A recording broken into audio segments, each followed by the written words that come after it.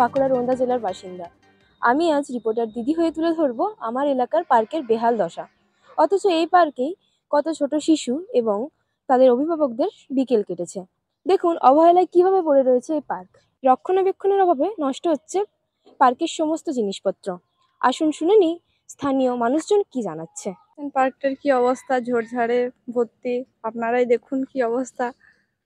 পার্কটি সাজানোর খুব দরকার আছে।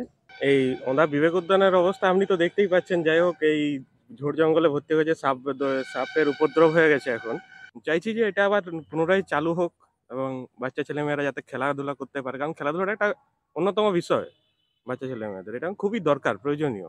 এলাকার মানুষজন বললেন পার্কের কথা।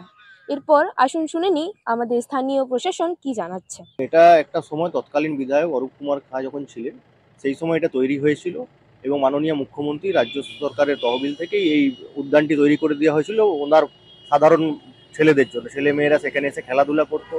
অনেক সময় আমরা দেখেছি বয়স্ক মানুষরা সেখানে এসে হাঁটাচলাও করতো।